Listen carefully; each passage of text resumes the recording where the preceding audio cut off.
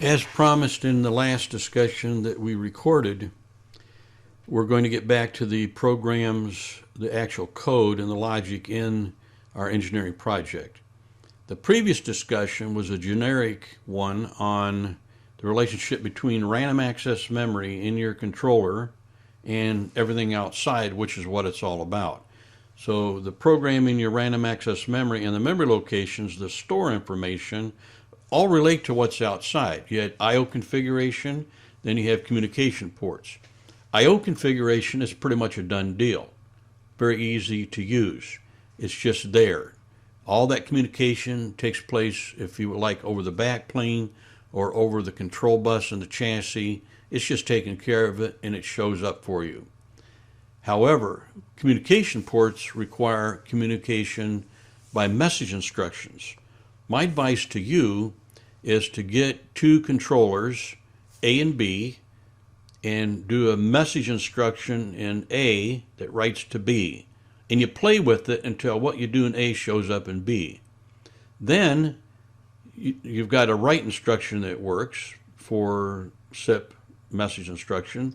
Then do a read that reads from B to A. And what you do in B, you see in A. So that gives you kind of a two-way thing. And then you can also do the flip that B writes to A and reads from A. And once you've got that all done and you've got it working for one bit, you just expand on it. Piece of cake. Okay, let's get to the programs in our project. Regarding the memory locations in your controller, your processor, there are basically two types of tags. There's controller tags. If we open up controller tags, all of these tags are available to all the programs in your project. So we have in our main task, and if we had more than one task, these tags would also be available to all those other tasks, all the programs in those other tasks. So the controller tags are available to any logic, for the most part, anywhere in your program. Now, add-on instructions have a slightly different method to access local tags inside of the add-on instruction. We're not going to get into that. We're just talking basics here. So we got controller tags, and then in any program we have parameters and local tags. Now, normally in the past you might just see local tags, but notice it says parameters and local tags. So let's open up this, and you see we've got the safety sequence. That's the only tag in there, okay? And it's a double integer, and it basically is going to represent the steps in the safety sequence if there is actually a safety sequence. Down here, notice we're in monitor tags. So if I go to usage, notice that this one is public and I can't change it. That one's local, this one's public. If I go down to edit tags, now I can pick whether it's a local tag, an input parameter, output parameter, in-out parameter, or a public parameter. If I make it a public parameter, which I did, the safety sequence. So it is a safety sequence it's a tag in the program tags for the safety program, but I made it public. All that means is that I've created a way to access it from logic outside of the safety program. And what that does is it allows it to show up as safety sequence, but with a path in front of it. Safety sequence is a destination in your local tags in the safety program. If I add a path in front of it, and then I can access the combination of the path, and they call it a shortcut sometimes. Now I can access safety sequence from another program, but it's going to show the name of the program in front of it, so it's got a full path. So let's leave it at that and go back to our logic. Buffer inputs really has no logic in it. It's strictly I/O mapping or buffering. So I am mapping this actual module defined tag. I'm mapping the state of that into this tag. And of course, this happens very first thing as the continuous task is scanning the entire programs, the whole group of programs from beginning to end. So the state of this bit could change 2 or 3 times in the course of scanning the logic. This bit won't. It can't change until you scan this rung again. That's buffering I/O. So let's just skip buffer input safety. There's not really much in there worth discussing. See, there's no sequence, and right now there's no HMI. I just opened up both of those routines. There's nothing in there. The only thing in there is these 2 rungs right here, safety at home, and the add-on instruction for the 440C CR30 programmable safety relay. Very nice piece of equipment. That's all that's in there. So there's really nothing worth talking about. And this instruction, if we do discuss it, this add-on instruction, it will be when we're actually talking about programming the CR30. So let's close that up and go down to the master. The main is just going to have the JSRs to sequence and HMI.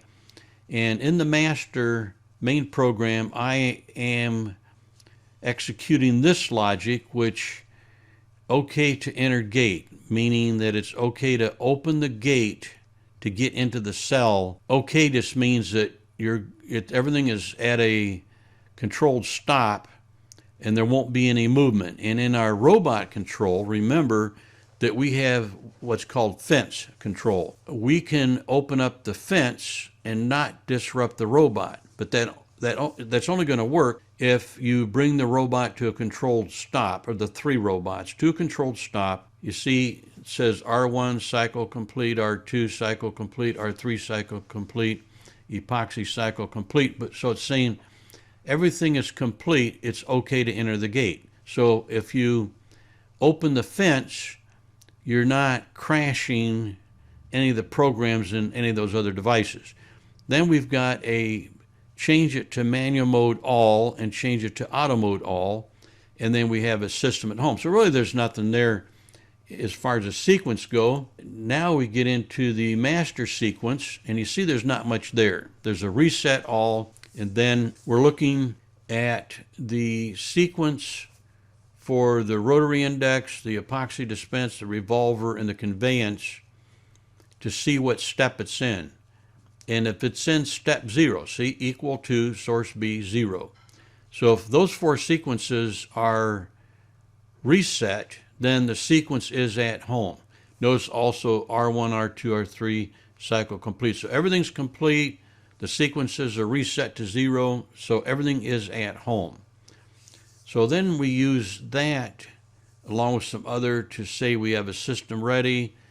And then we also have the ability to look at the 6 nests in the rotary index table that have the part assemblies in various stages to say they're all empty. So nest all empty. And so we can initiate a batch. So if the system is ready, which is rung 2, and the nests are empty, that's rung 3, then we can initiate a batch. And remember, a batch for this machine or assembly cell, we have 3 robots that are picking parts from a pallet. Okay, so a batch would be to completely empty out the pallets of parts for all 3 robots and have them fully assembled and on the conveyance system and out of harm's way. So that would be a batch complete. And we also have another bit, request operator clear stock. This involves some other raw materials that we're tracking in the assembly process. We won't get into that. And we also have, if we've emptied the pallet, all 3 pallets, our other little rotary dispenser that we have, if it's depleted, then we say that the batch is complete and we need to rinse the nest. Now the nest, remember we have 6 nests and each one could have something in partial completion. So this may or may not be something we end up with a final commission, that we rinse the nest. And that just means that the operator has to facilitate clearing all the nest. And then you see that rung 3, that all the nests would then be empty, nest all empty, and then we can start another batch. So that's all we have in the master sequence right now. I doubt there's anything in the HMI, not much. Okay, other than we have a multi-state indicator that's connected to the tag system mode. If you put a 0 in there, that's manual mode. A 1, it's auto mode. If you put in a 2, it's e-stopped. Nest all clear acknowledged. So the operator has to push something on the touch screen that resets these all to say that the nests are empty. I have operator intervention here to declare that the nests are empty. So really there's not much in the master. So let's go to one of the robots. In the main, you're not going to see a whole lot. You've got all the JSRs. You have a bit that says there is no mode selected. We won't discuss what auto mode, T1 mode, and T2 mode are, but no mode selected. We may not use that bit. That was something that I picked up front, and if later on, if I'm not using it, I'll go back and delete this rung. That's one thing I like to do, is go back and delete everything that's not being used. It just makes it easier to troubleshoot. Always think of the maintenance people when you're writing a program. This puts Robot 1 in the auto mode. Back in our master, we looked at the whole system, but remember, this is for Robot 1. Okay, so Robot 1 manual mode, inhibit the nest indexer. We don't want it to rotate. And then, or if we're in manual mode. Now we go to sequence, and there's a number of ways that you can do a sequence. I prefer a bit state machine, not a state engine. So if we look at the move instruction, you may think that's a state engine. It's not. It's moving a program number into R1 out. So the R1 out comes from our controller to the inputs on Robot 1. And I'm telling that integer or single integer in the robot, I'm saying put a 10 in there. That tells the robot to go pick a part. And once the part is picked, well, what we get back from the robot is, notice here, R1 out, we say to the robot, go run program 10. And now we're waiting for a bit to come back from R1 saying program complete.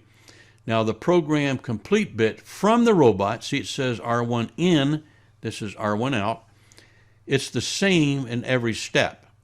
So we told it to run program 10, now we're looking for the program complete. When the program's complete, then we declare that that part has been picked. Okay, not placed, just picked out of the palette. And then we seal in that bit. So you notice that if we tell it to pick something, this bit is on, so this instruction is true. Now this is going to stay true and keep this bit on until we reset the whole thing. So we told the robot run program 10. When we got the program complete, we turned on a bit on our end that says that part's been picked. That just means it picked it up, didn't do anything with it. Okay, so once it's been picked but not placed and not inhibited, then we tell the robot run program 20. So you notice, see, this says digital input bits 1 through 8. Okay, that's the first 8 bits of the digital inputs in Robot 1. This is the same memory location, but now we're telling it 20. That tells the robot to go pick another part. That doesn't tell our system to pick it.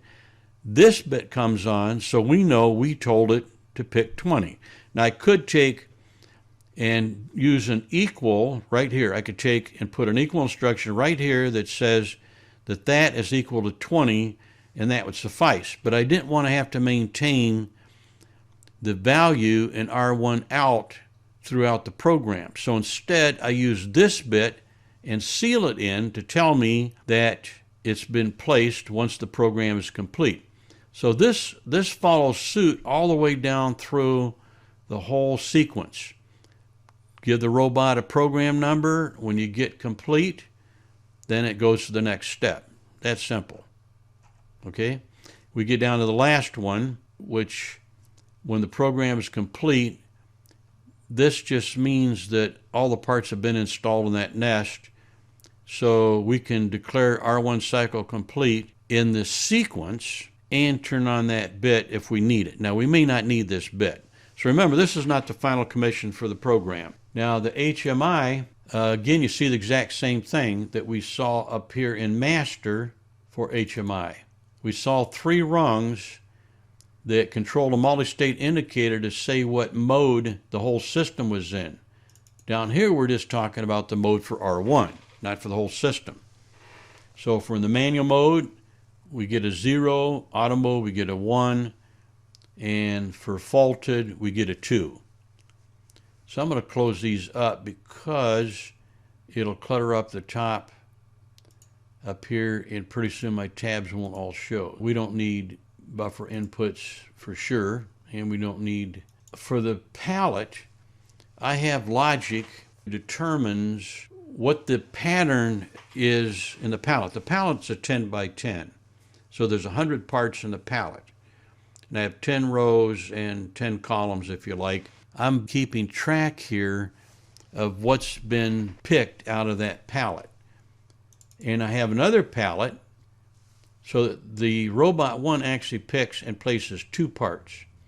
Now the outputs, I'm only controlling 2 outputs from this particular program. This is a solenoid, and notice that the logic is very vague because it's not finished yet. But the end goal, there is a solenoid that allows you to access a palette with parts on it. We don't want people doing that while the robots are picking and placing. It could cause all manner of disasters and problems. You know, a robot trying to pick a part that's not there, even though we do have a palette present sensor. What will end up being in here is the ability to control whether or not the operator can access the palette. And this could also be a guillotine type door that they can't open unless the system is in a interruptible state. All 3 of the robots are going to have the exact same type of sequence. And here we have an epoxy sequence. And in the MABE program, look, we have the auto manual business that we've had in all the rest of them. The sequence is pretty simple. We tell the epoxy dispense system to run. And we have a 3-second delay before we actually tell it to dispense. So this is the sequence. This is the actual output to the dispense system. We're giving it a 3-second delay. We may not need that 3 seconds. I may go back and take out this timer and the done bit truth on right here. Just remove this completely, or move this up to here. Then we also have a dispense cycle complete. So here we have an output right here to the dispenser. Remember, this is a standalone epoxy 2-part dispense system that's controlled by a Micro 800 LC30. The LC30 does not have Ethernet. That's why we have to do it with the discrete I/O. We turn on our output 4, which is an input on the other end at that LC30. And then when we get back, an input for us, but an output for that dispense system, dispense cycle complete, then we declare it done. So you see there's not much there in the epoxy dispense. The revolver is going to be a little bit more involved because the revolver is a collection of magazines with 10 parts in each magazine. So 10 magazines, 10 parts in each magazine. You see here this run SMD 34E2. That's the stepper motor that initiates the revolver, and it needs to revolve every time 10 parts have accumulated, been removed. In other words, if you've emptied a magazine, we need to revolve it to the next position to start getting more parts out. This is really pretty simple, and what we're doing here, we're decrementing the count in the column. So this is all real simple logic, hardly worth discussing. However, I will say that the stepper itself is a lot more involved. So this is a AMCI stepper unit, which is the controller, the driver, and the stepper motor all built into one, and it's controlled via Ethernet. You see here we have revolver : O.command word 0. So we are through our I.O. configuration, if you want to call it the I.O. configuration. In other words, as part of the I.O., we're controlling those stepper motors via Ethernet, which was set up in the I.O. configuration. I'm not going to go down through all this logic because some of it's not used. We have a relative move, we have a jog counterclockwise. The other one was probably clockwise, yep. We have a home clockwise, a preset position, reset errors. I'm not using all that logic.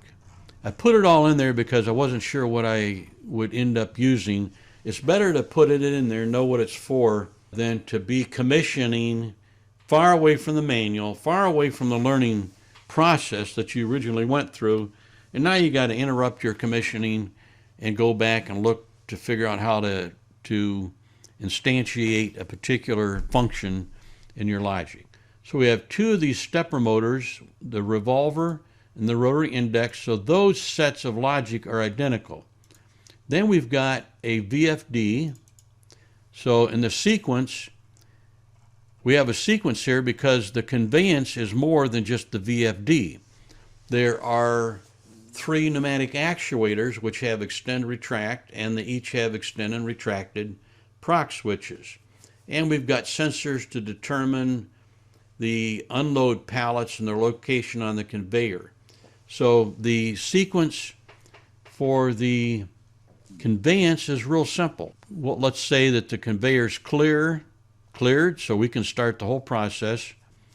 Once cleared, the crowder is retracted to allow an active pallet, first of 4. It's a good thing to put in, comments in here for the maintenance folks. So you can see that once we've retracted the crowder, then if we see the crowder is retracted, so we told it to retract. Now we see that it's retract, so we can say it's retracted. We seal that in. And that's the same process all the way down. We're counting pallets, and you can use an add, subtract for count up, count down, or you can use count up and count down. See, this is really straightforward logic. It's all seal in, no latches and unlatches. And that pretty much covers the logic. Now, the interaction between the robots, the epoxy suspense, the revolver, the rotor index conveyance, that's all going to take place here in the master sequence. And there's not much to it. This is not finished yet. Don't be looking for a finished product. I probably wouldn't show you that in entirety anyway, simply for liability reasons. With the sue-happy, crazy environment our society's gotten itself into, wanting to blame everything on someone else but themselves and their own, mistakes. People don't want to own their mistakes. Well, I wouldn't have made that mistake if you hadn't done this or done that, etc., etc., etc. So you're not going to see many people show their entire code. I think that pretty much wraps it up for this project. Save, maybe down here, the CR30. I'm going to open up the properties. Then I'm going to go to logic configuration.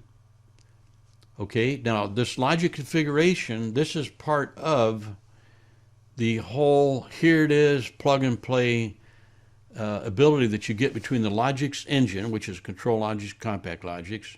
You could include Flex-Logix and Soft-Logix if you want, but primarily Control-Logix, Compactlogix, and whatever's been developed by Rockwell to assist you using their other products, like the VFD and also this programmable safety relay.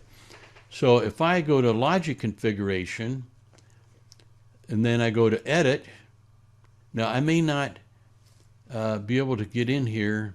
I can't get in here because I'm not online. Okay, see, I'm offline. So my bad.